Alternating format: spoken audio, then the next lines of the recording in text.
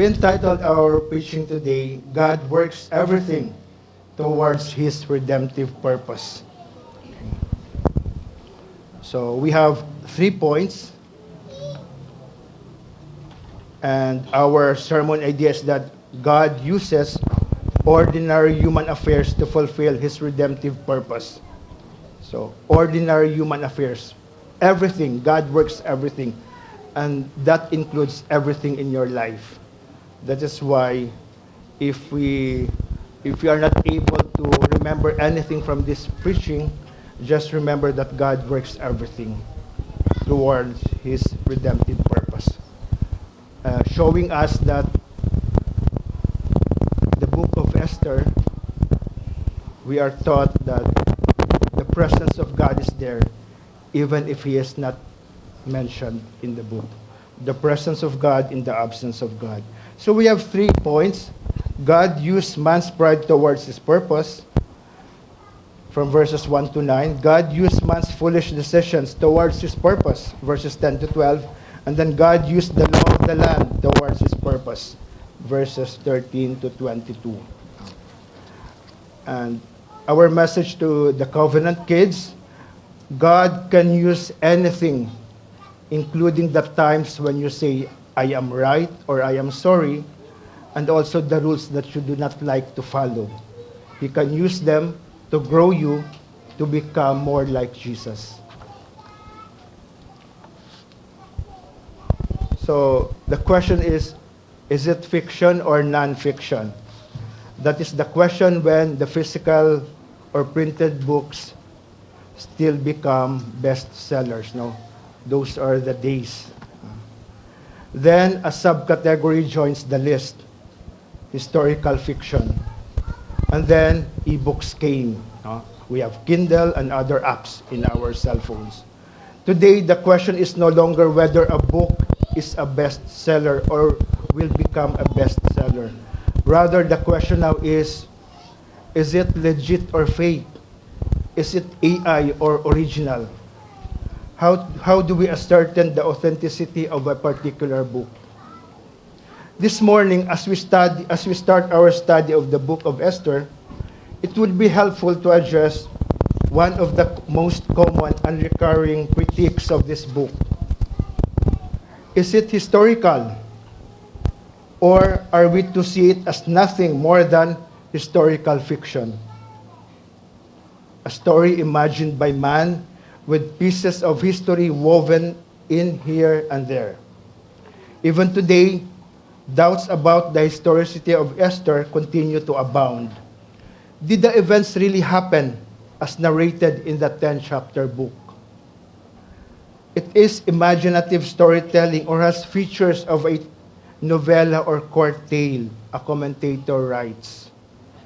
A novella long before the PHTV, Philippine TV, made telenovela a staple in Philippine homes. Let me read the commentary of Peter Y. Lee. In his commentary on Esther, in the book, this is a compilation, a book, a biblical theological introduction to the Old Testament. No? Peter Y. Lee writes, the historical character of Esther has been a point of contention within the academic community. The majority of scholars see the narrative of Esther not as actual historical events of a Jewish community in the heart of a Persian urban capital, but rather as historical fiction. So that is the prevailing thought. Some of the reasons why the historical character is called into question are: 1, there is no record of a Persian queen named Esther or of any Jewish queen in Persia. The wife of Ahasuerus is Amestris, not Vashti, in the writings of ancient Jewish historian Herodotus. However, Karen Jobes, whose commentary of Esther is widely respected and highly recommended by scholars and pastors alike, says that each of these particular critiques have a reasonable explanation, and thus given that they can be reasonably explained, the historical reliability of the narrative can be preserved. For example, regarding point number 2, Jobes says that Vashti and Amestris are possibly one and the same person with two different names. Amestris is Greek while Vashti is Persian. Regarding the lack of reference to Esther in the Persian royal archives, she noted that since the interest of these records, these Persian archives, was to trace the succession of a royal dynasty, it was customary that only those wives, it was customary to mention only wives who bore successors or sons, and all other wives or concubines are omitted in the record or archive. Queen Vashti is mentioned several times, but only in the first chapter. No? There are 10 chapters, Queen Vashti is mentioned only in the first chapter. However, her action or inaction is pivotal in the whole narrative. Our covenant understanding of the scriptures helps us understand that starting in Genesis, God has chosen a people for himself. If this is so, the question is, will these people continue to exist, or will they vanish completely through one man's folly, or worse, through one man's wickedness? Stated differently, because God has chosen a people who will worship him and form part of his family, will he then allow his chosen to be annihilated, to be killed, completely wiped out from the face of the earth? The book that we are going to study, the book of Esther, answers that categorically with a no. God will preserve his people through his redemptive act. The Messiah, the Lamb of God, who, as John wrote, takes away the sin of the world, will be born from the lineage of David. Hence, despite the captivity and exile and the prevailing diaspora of the Jews in Esther's time, God will preserve his people. Miles Van Pelt, in his introduction to the book that I mentioned earlier, he writes, "The books of Esther and Daniel contain the accounts of two people who lived faithfully in exile under the most difficult of circumstances, challenging circumstances. Esther and Daniel serve as examples for God's people, for us, illustrating what it looks like to live a life of faith in exile, as aliens and strangers on the earth." In our study today, we will divide the whole chapter into 3 parts now, with each part being linked together to form our message this morning. So we have these 3 parts. God used man's pride towards his purpose. God used man's foolish decisions towards his purpose. And God used the law of the land towards his purpose. In these 3 parts of the story, these 3 parts also make up our points. And we will see clearly how God uses ordinary human affairs to fulfill his redemptive purpose. That is why we entitled our message, God Works Everything Towards His Redemptive Purpose. Exiles in a foreign land. This is the setting of the whole book of Esther. The Jews were brought to a country that is alien to them. The exiled Jews settled in the land of their conquerors. There was force for sure, and the defeated, as in any war, the defeated will always bear the brunt of the war. From Babylonian captivity to Persian rule, the Jews suffered and were scattered. The story takes place in Susa, an important political and ceremonial capital of the Persian Empire, or to be more specific, the Achaemenid Empire. Under the backdrop of this vast empire, our first point tells us that God used man's pride towards his purpose. The Achaemenid Empire is the largest empire in those times, and it is also the most powerful.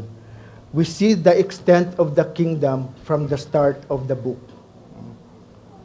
Now, in the days of Ahasuerus, the Ahasuerus who reigned from India to Ethiopia, over 120 provinces. Historical records attest that the Achaemenid Empire divided its vast territories into provinces known as satrapies. And this was established during Darius I and maintained under King Ahasuerus. Our different versions of the Bible, the NIV, names him as King Xerxes, King Xerxes, while the ESV identifies him as King Ahasuerus. Historians and scholars agree that he is a real king. He is not a myth or just some fiction. In verse 2, we read, "In those days, when King Ahasuerus sat on his royal throne in Susa, the capital." So from India to Ethiopia, imagine the vastness of the kingdom. No?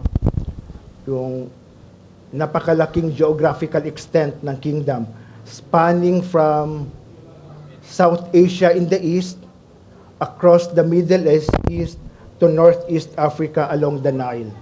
No? This is King Ahasuerus' kingdom. And in this instance, the seat of power is in Susa, the citadel. So the whole of chapter 1 takes place in this city, Susa, the citadel. No? There's a royal palace complex there, no? Where the king lives. So India to Ethiopia, or in other versions, Kush, no? Covering a very large area. This represents a journey of approximately 4,000 to 5,000 kilometers. So, napakalaki na ang area. And in ancient travel terms, this would take roughly 6 months for a normal caravan. That is why we will read in the next chapters kung gaano ka-importante yung time, no? Time element na padala lahat ng edict throughout the land. Because of the vast area, it takes approximately 6 months to travel, no? From end to end. That is why in verse 22, we read, "He sent letters to all the royal provinces." And in chapter 3, verse 13, we read, "Letters were sent by couriers to all the king's provinces." Despite the vast areas of land, messengers are able to travel swiftly because of the road infrastructure. Maganda yung mga daan nila. Yan ang isang ginawa ng Achaemenid Empire. No? So the couriers are able to travel. They're able to transmit the messages, the edicts of the king. So think about the size of the empire. With such size, imagine also the wealth and the number of officials and noblemen.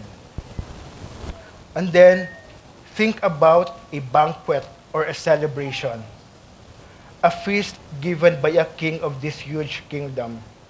So, when the king gives a banquet of this, the king of this huge kingdom, imagine also the scale of the celebration.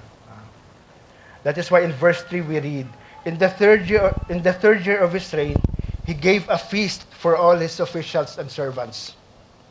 The army of Persia and Media and the nobles and governors of the provinces were before him. With a vast empire, the King Ahasuerus is indeed a powerful king. The army of Persia and Media, previously two kingdoms now united under King Ahasuerus. This is what power looks like, no? Especially in our context. The integration of two military might into one army. At the banquet, he displayed his vast wealth, no? Yung sobrang yaman niya, and the splendor of his greatness in verse 4. So, truly tunay nga na it was indeed a royal celebration. In verse 4, while he showed the riches of his royal glory and the splendor and pomp of his greatness for many days, 180 days. Think about that, no? 180 days of feasting or 6 months. The king entertaining the elites, no, the who's who in the Persian high society and military, no, including the officials, the governors of the 127 provinces with extravagance. So parang for that 180 days, siguro si King Ahasuerus will have may party dito, may party doon, no, saan-saan. Mga iba't ibang ano niya, ine-entertain niya ng guest, no, mga top military officials and everyone. And then, after the 180 days of feasting, we read in chapter 5, the grand party. In verse 5, the grand party. It's like the culmination or the climax of the 180 days of feasting. And when these days were completed, the 180 days, the king gave for all the people present in Susa the citadel, both great and small, a feast lasting for 7 days in the court of the garden of the king's palace. So, dito sa verse 5, we read na nagbigay ang king ng feast para sa mga tao, lahat ng tao, both great and small, na nandun sa city of Susa. No? And it was held in the courtyard, no? Palace courtyard. No? In the court of the garden of the king's palace. So here we find kung kanina yung mga high-powered people lang yung guest niya feasting for 180 days, we now have a feast for everyone in Susa. It's like a party for all Metro Manila residents. And then imagine that for 7 straight uninterrupted days, no? 7 straight days. Verse 6, there were white cotton curtains and violet hangings fastened with cords of fine linen and purple to silver rods and marble pillars, and also couches of gold and silver on a mosaic pavement of porphyry, marble, mother of pearl, and precious stones. So it was a lavish banquet, no, for everybody. Well decorated ang venue, no, nandun sa courtyard. It's like an open courtyard adjacent to the garden of the king that could accommodate large numbers. Kaya sabi kanina, everyone present in Susa, no, including the common people, as opposed to the private inner palace courts that are reserved for the nobles, for the elites. The venue is properly prepared and decorated, no, sabi sa verse 6, and with elegant furniture, physical setup of the banquet hall to display the king's extreme wealth. And even the pavement, no, yung pavement daw is sabing made of marble and other precious stones. And here we come to verses 7 to 8. Drinks were served in golden vessels, vessels of different kinds, and the royal wine was lavished according to the bounty of the king. And drinking was according to this edict. There is no compulsion.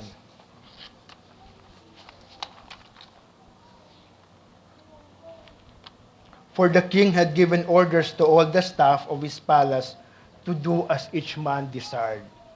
So here we find at the banquet, there are drinks in golden goblets, no? Parang mga golden, yung mga lagayan ng wine. And then, overflowing with royal wine, reflecting the king's lavish generosity. Drinking is not compulsory but depends on each person. No? So, depende sa tao, sabi ng king, bigyan sila. So, pwede pala mag-only wine, no? And these are expensive wine kasi royal wine. All a person wants to drink, he can because the king had given orders to all the staff to give as each man desired. No? So we can only think how busy the palace food and beverage section are, no, during that time. However, in the midst of that celebration, verse 9 states, Queen Vashti also gave a feast for the women in the palace that belonged to King Ahasuerus. This is the first mention of Queen Vashti, no, in the book of Esther, whose role is pivotal. No? While King Ahasuerus hosted a party for all the people in Susa, both great and small, in the courtyard, Queen Vashti also hosted a banquet for the women, no? Maybe in a private inner court in the palace. We can assume that it's the same level of opulence and extravagance as the one prepared by King Ahasuerus. Good food and good entertainment and even the best wines, but strictly for women only. So there is a segregation of men and women. Even today in some of the Middle Eastern countries, this is still practiced. The king's pride in his achievements and possessions, as John would say later, the pride of life. King Ahasuerus exhibited every bit of this pride of life from verses 1 to 9. Is pride bad? Absolutely. The Bible calls it sin. And we who are united in Christ must fight our pride and the temptation to be proud. God opposes the proud but gives grace to the humble, Apostle Peter quotes. Given such a vast kingdom, it is no wonder that King Ahasuerus' pride swelled, no? Talagang lumaki ang ulo. However, the pride of King Ahasuerus, of this pagan king, will not hinder God toward his purpose, but will instead lead towards it. No? Such is the providence of God, ordering the steps of all people, pagan kings included. We see this develop more fully throughout the book. Just like when Haman, in his pride and hatred of Mordecai, plotted to kill the Jews, thus setting the stage for God's deliverance. We read in Esther 3:1. After these things, King Ahasuerus promoted Haman the Agagite. And then in verse 5, and when Haman saw that Mordecai did not bow down or pay homage to him, Haman was filled with fury. Man's pride in his achievements and success, of his power, just like King Ahasuerus, and in the later chapter, just like Haman, can cause men to make foolish decisions also. Some decisions could bring harm to others or cause troubles in the kingdom. However, in all this, there is nothing in man or none that man does that can ever hinder God. Our second point drives home this truth. God used man's foolish decisions toward his purpose. Verse 10, on the seventh day, when the heart of the king was merry with wine, he commanded Mehuman, Biztha, Harbona, Bigta, and Abagtha, Zetar, and Carcas, the 7 eunuchs who served in the presence of King Ahasuerus. So notice the first phrase, on the seventh day. So the partying, yung inuman, lasted for 7 days. No? 7 days of good food and wine. So parang sa time natin ngayon, parang walang puknat na kainan or inuman. No? 7 days. Then we come to verse 10b. No? On the seventh day, what happened? When the heart of the king was merry with wine, he was in high spirits, he was joyful because of the wine. He commanded the 7 eunuchs to serve him, and these eunuchs are his personal assistants, personal attendants. The king commanded the 7 eunuchs. What was his command? Verse 11. To bring Queen Vashti before the king with her royal crown, in order to show the peoples and the princess her beauty. For she was lovely to look at, or she was very beautiful. So the king will display Queen Vashti to the peoples and the princess and officials. For what purpose? The scriptures do not say anything. We only read that King Ahasuerus wanted to show everyone present in the courtyard banquet how beautiful Queen Vashti is. The NLT version is more direct. Sabi sa NLT, King Ahasuerus, he wanted the nobles and all the other men to gaze on her beauty, for she was a very beautiful woman. So King Ahasuerus displayed his power, his wealth, the grandness of his rule, and now he wanted to display his queen. But Queen Vashti refused. In verse 12, Queen Vashti refused to come at the king's command delivered by the eunuchs. At this, the king became enraged, and his anger burned within him. So it must have been a great surprise for the king. No? The great king who commanded the army of Persia and Media and ruled over 127 provinces was defied by Queen Vashti. First, it was a foolish decision to command his attendants to bring Queen Vashti to him so that he can show her off. The command comes after 7 days of party with lots of wines. Siguro, the king is lasing na siya, or baka sobrang lasing na. He and the men guests that he had, kasi mga men yung mga guests na doon eh. They could have been so drunk after 7 days of drinking and eating. When the eunuchs reached Queen Vashti, 2 interconnected results follow. 1, Queen Vashti refused to come at the king's command. What made her refuse such royal order? We do not know. The text is silent, though there are several extra biblical perspectives given. And then number 2, it was a refusal that enraged the king.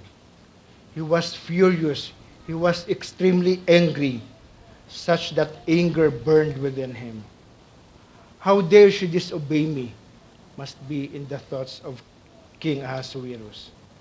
We see here how the foolish decisions of King Ahasuerus could have been influenced by 1, the audience or the crowd or his guest, and then number 2, the effect of wine, where his heart was merry and he was in high spirits.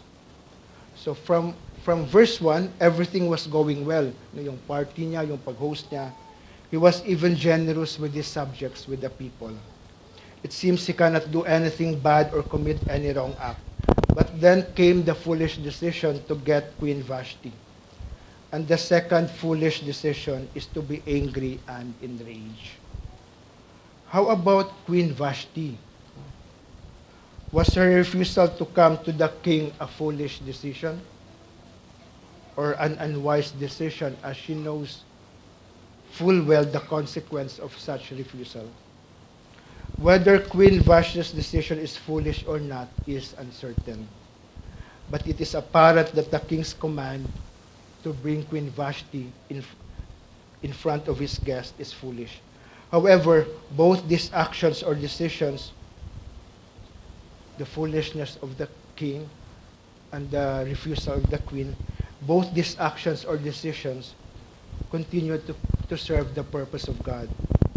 much like in our first point.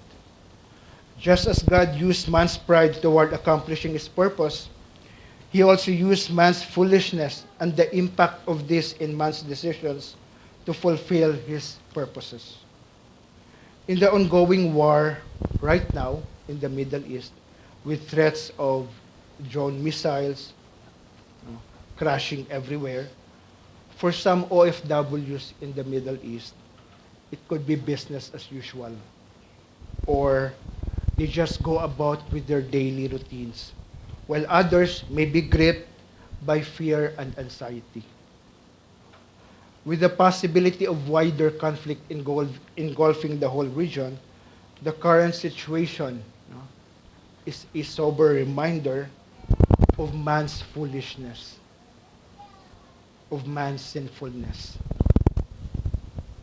These times of uncertainty, however, driven by man's foolishness and wickedness, sinfulness, these times of uncertainty, however, can drive hearts to the feet of our Savior, who is sovereign over nations and the affairs of man, and who calls people to trust Him alone, for refuge and salvation.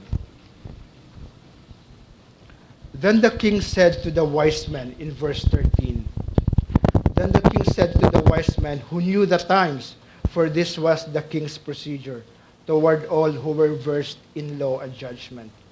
So this was the king's procedure. There was a royal procedure. Merong legal procedure sila. A structure, a process that should be followed. In verse 15, according to the law, what is to be done to Queen Vashti? The king asked. Our third point is this: God used the law of the land towards his purpose.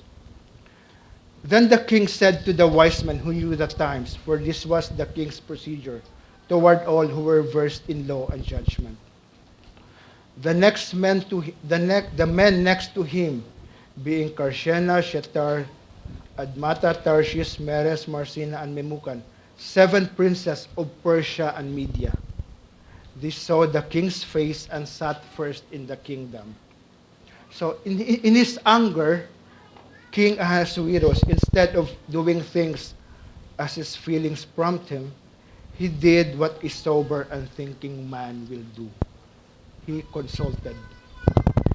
He had a royal court composed of wise men who are his advisors. So it was a royal procedure, a custom that the king is to consult the experts. In verses 13 and 14, we read their qualification. These 7 princes, who are they? They are versed in law and judgment. So they knew all the Persian laws and customs.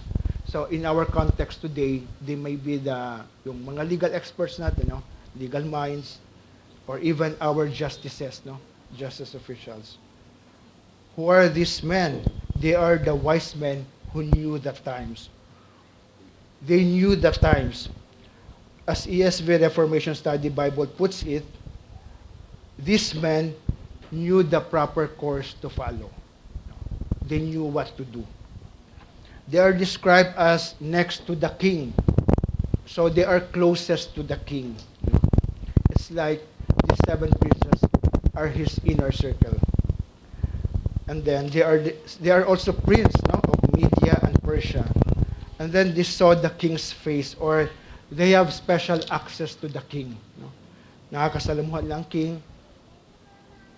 They see him face to face, and then they sat first in the kingdom. They are the highest ranking officials in the land, next to the king.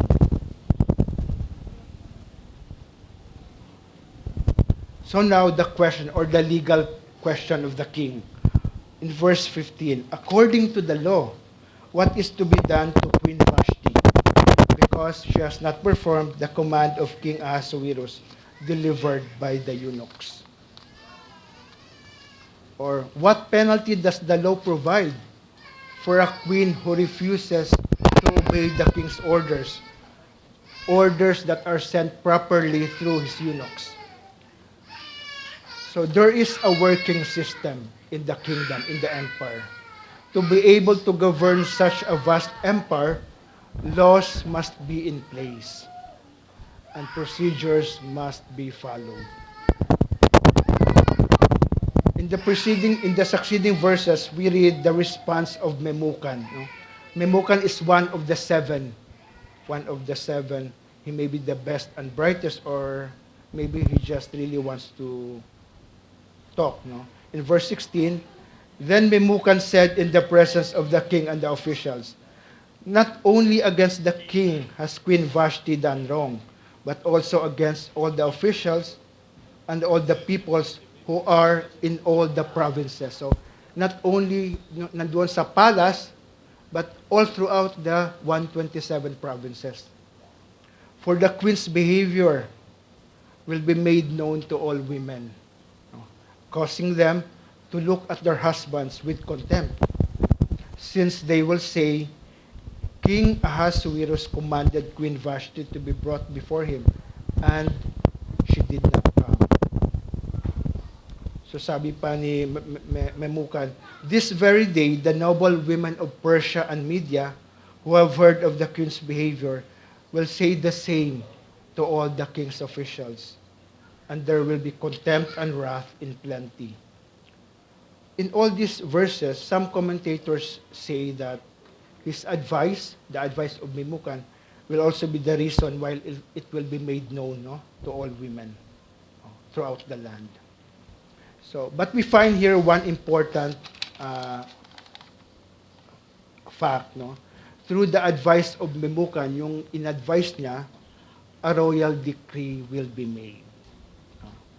Verse 19, if it please the king, let a royal order go out from him, and let it be written among the laws of the Persians and the Medes, so that it may not be repealed, that Vashti is never again to come before King Ahasuerus, and let the king give her royal position to another who is better than she. So, royal order that will be written down and will form part of the Persian and Median law, a law that cannot be repealed.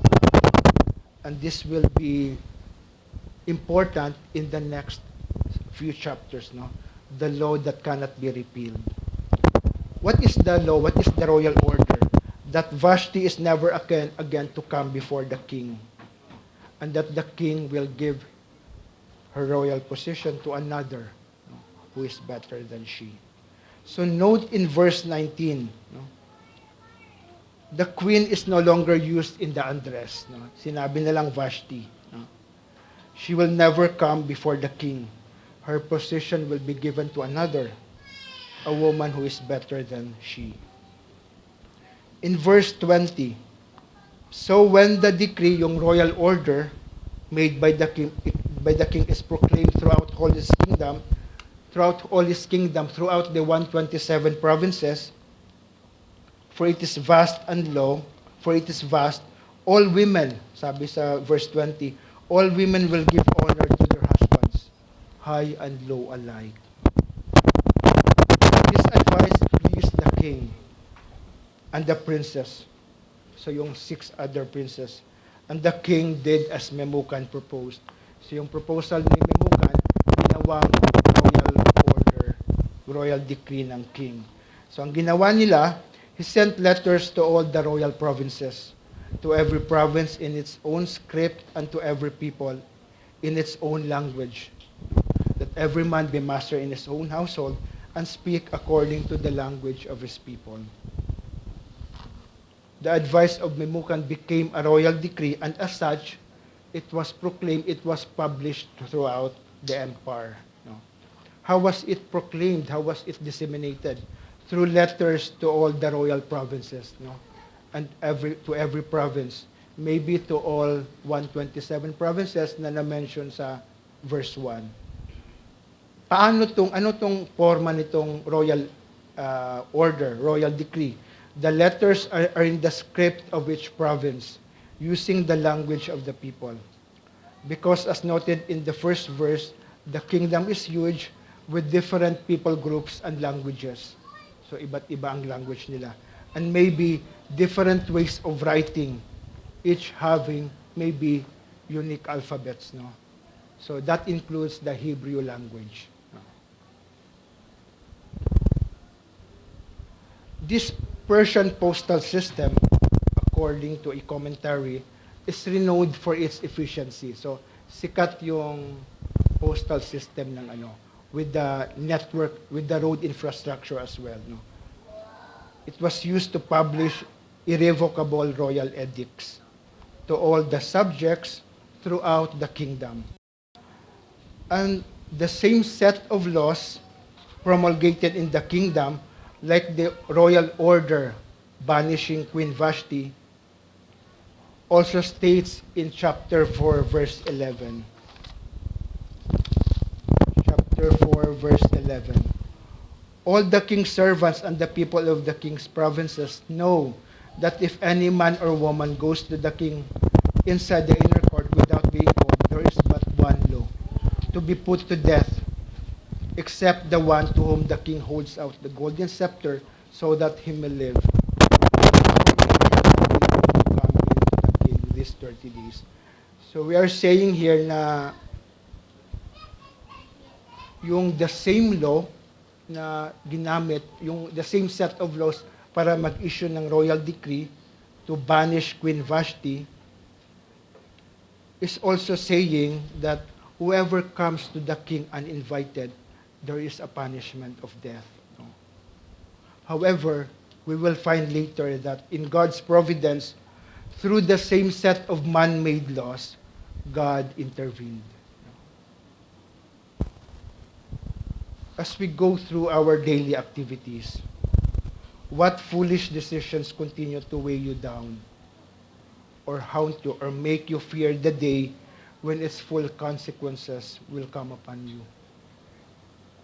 Or have you ever experienced, no, yung i-flex nyo yung accomplishments nyo, you become proud just to be convicted later that it is sin against the Lord, as it distorts our view of self and our worship of God.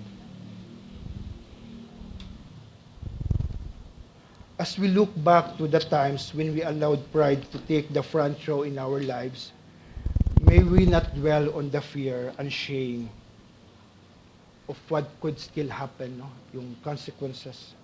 Instead of concentrating on these consequences, may we dwell on the truth that God will complete His work on us and that His redemptive purpose will be accomplished. In our prayer service later, let us also pray with confident assurance that God in His providence continues to order the steps of everybody. He arranges our circumstances toward His purpose because God works everything towards His redemptive purpose. As God in the book of Esther sovereignly used both man's pride and folly to accomplish His purposes, so He continues even now to work through the ordinary affairs of human life, through our day-to-day activities, to fulfill His redemptive plan. Let us then, by faith, as pilgrims in this world, set our hope on our eternal home with Christ Jesus our Lord. Knowing that God is always there. He is always there and He is always working for our good. Even if we cannot see Him. Even if no one mentions Him. No? Even if no one mentions God, God is still at work and He will complete His redemptive purpose.